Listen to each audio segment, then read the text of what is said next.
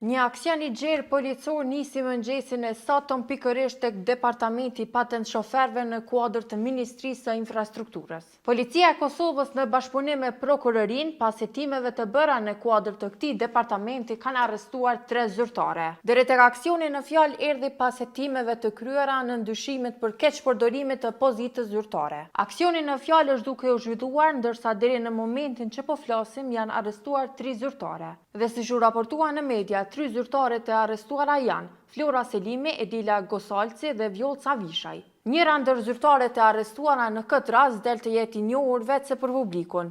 Bëhet fjalë për Vlora Selimin, e cila është nëna e reperit të njohur Getuar Selimi, apo siç e njohin të gjithë me nofkën artistike Geto Gjize. Për këtë aksion të policisë së Kosovës e prokurorisë në Ministrinë e Mjedisit, Planifikimit, Hapësinor dhe Infrastrukturës u deklaruan edhe nga policia e Kosovës. Duke mos dhënë shumë detaje shtesë, policia konfirmoi aksionin pas hetimeve të kryera në këtë rast. Policia e Kosovës me njësitë e saj relevante me autorizim të prokurorisë kompetente, sot në Prishtinë është duke kryer hetime ndaj disa personave me dyshimet për keqpërdorim të detyrës zyrtare.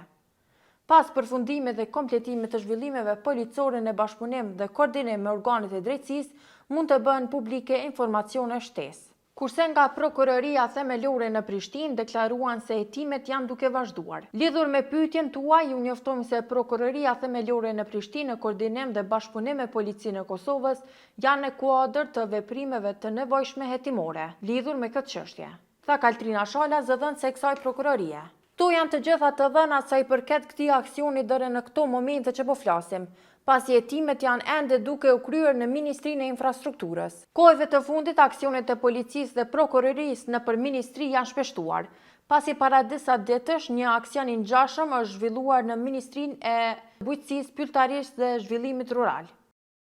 Prokuroria Speciale bashkë me Policinë e Kosovës patën realizuar një aksion në Ministrinë e Bujqësisë, Agjencinë e Ushqimit dhe Veterinarisë, zyrën e një kompanie private dhe Agjencinë për Zhvillimin e Bujqësisë. Ndërsa policia e Kosovës kishte njoftuar se gjatë këtij aksioni janë sekuestruar pajisje elektronike si kompjuter, telefona si dhe dokumente të ndryshme me urdhër të gjykatës.